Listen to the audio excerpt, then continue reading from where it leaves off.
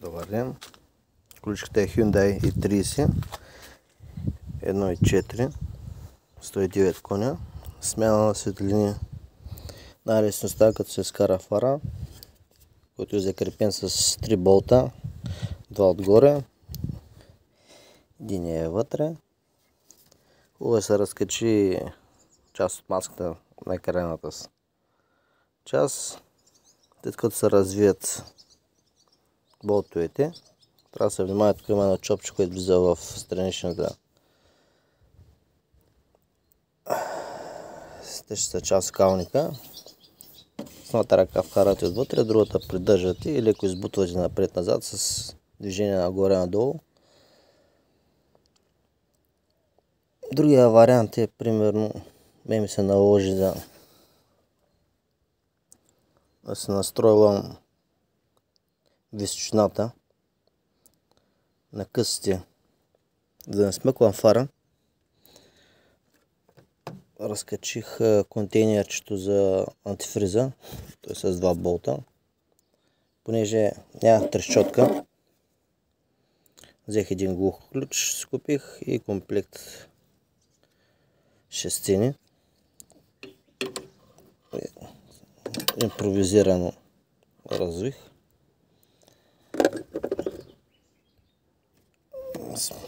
Смених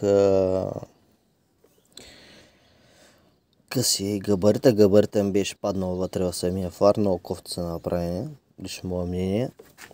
За да го изкарам,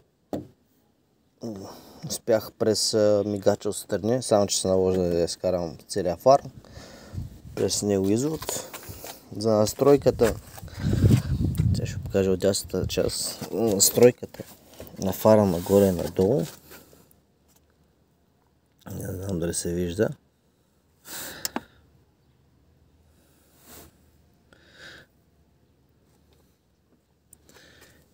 Мисля, че трябва да се вижда. Ето го.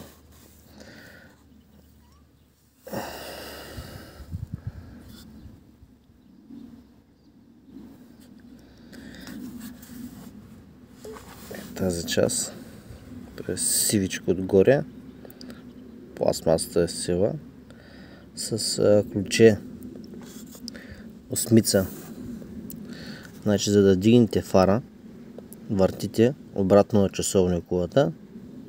Ако искате да го спъкнете, обратно по часовниковата стрелка, най-хубаво да станете към стена или нещо, да въртите по четвърт оборот или половин оборот и да светвате, да видите до каква степен сте го дигнали или смъкнали.